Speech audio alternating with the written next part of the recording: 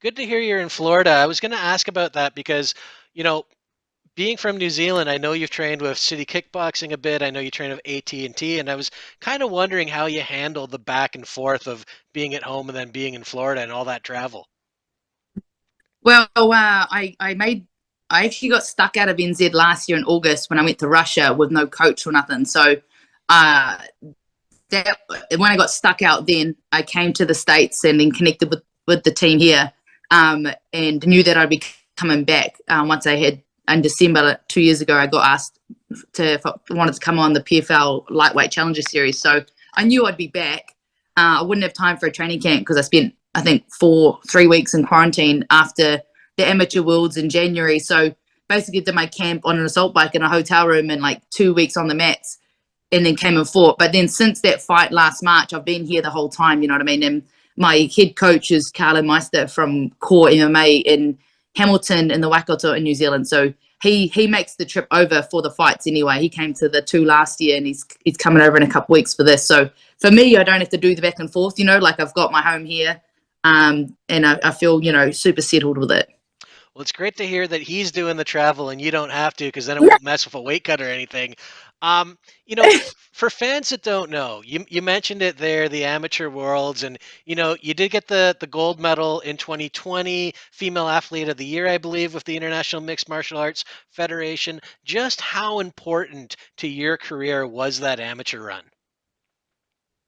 Oh, so vital. You know what I mean? I had wanted to hit the amateur, like worlds up, like actually a couple times, but I ended up breaking both my legs about a year apart, like one at a time. So that took a couple years out of my, routine and training, rehabbing all that. So when I finally was able to do like the Oceanias, like the European champs, the world champs, and all that there, and trying it out at lightweight and featherweight, it was massive. They have such a setup at these events that you feel like it's professional because the people running it have done this for years and they are the best at it in the amateur world. So you get such a good insight into what it would be like walking up for a pro fight, and so that for me was like really reassuring, knowing that when I go into my pro fight, like I've had one of these like crazy walkouts and like the big stadium and bits and pieces like that. So and obviously skill wise and competing at those two different weights where you weigh in the morning and you fight like 3 days in a row, you weigh in and fight that same day.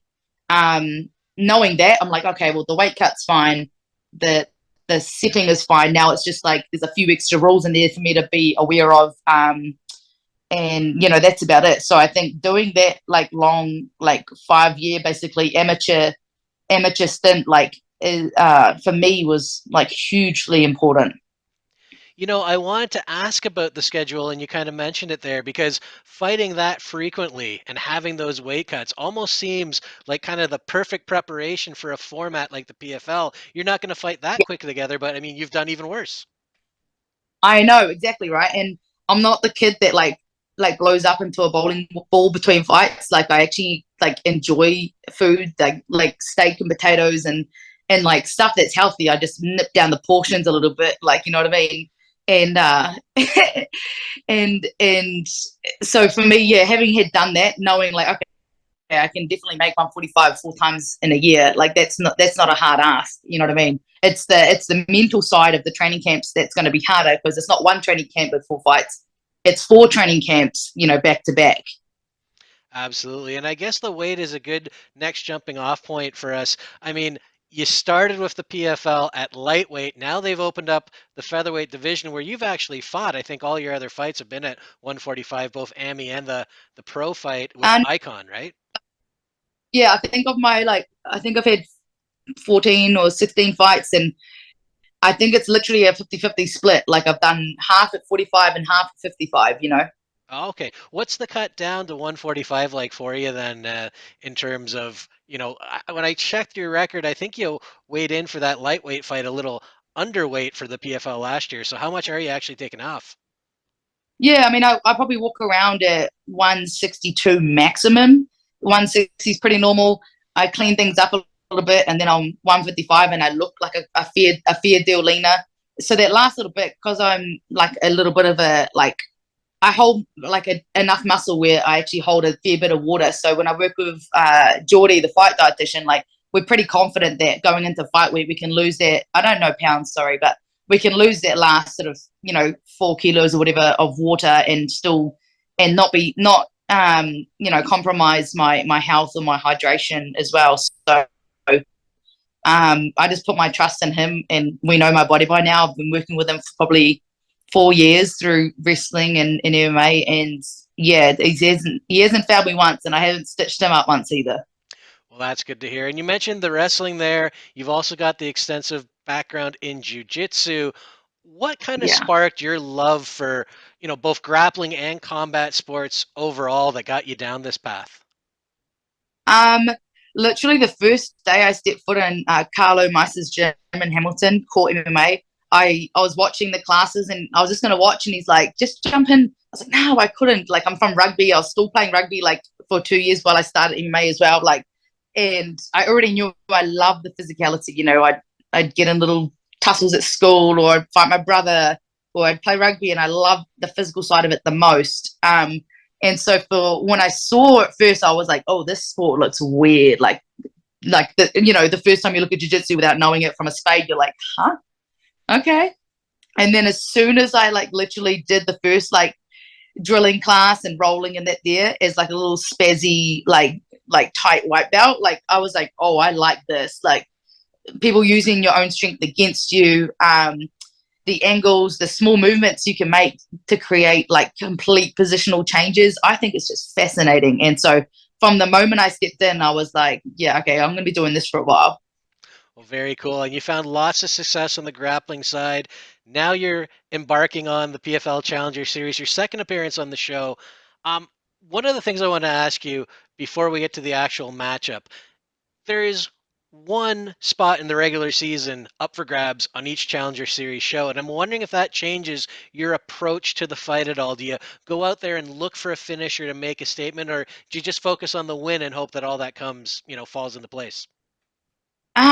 Good question. I mean, yeah, I'm not 100% certain if they're just giving out one spot or not. I think it'll depend on the numbers that they have in the 145 at this stage. The boys' divisions are probably quite full, but for us, I'm not sure if that's the case or not.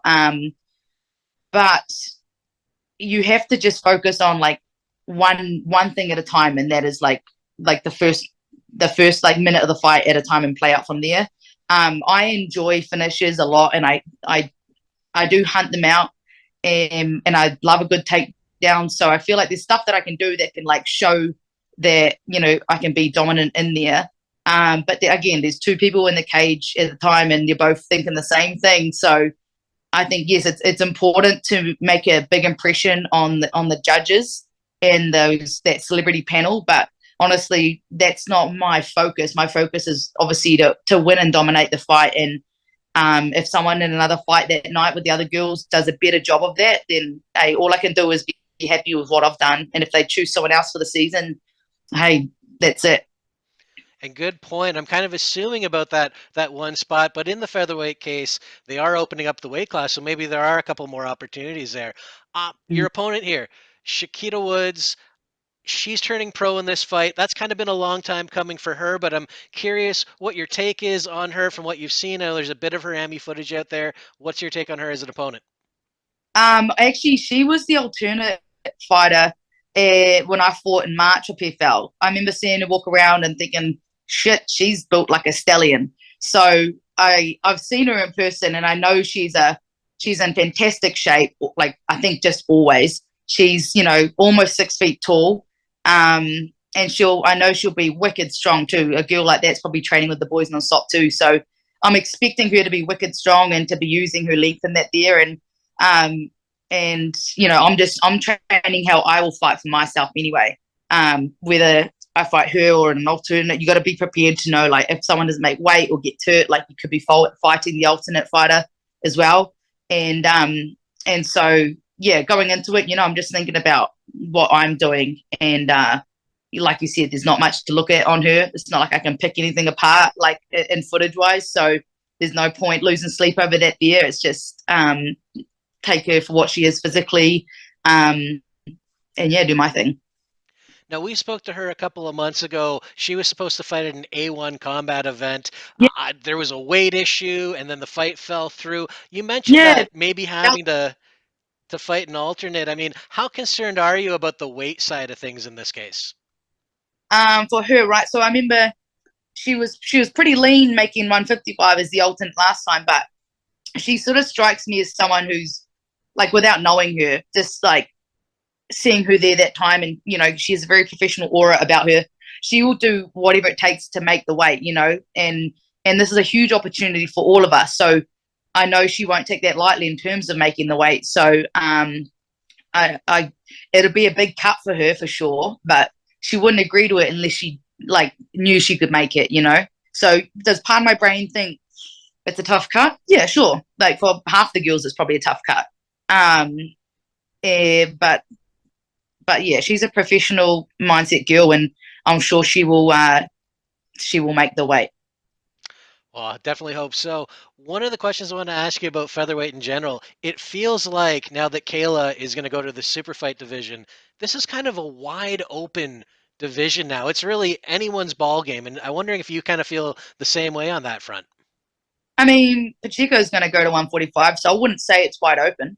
There's like, and there's still some of the veteran girls from last year, that are for sure going to drop down because they've all fought at that weight before. So I don't think I would say it's wide open.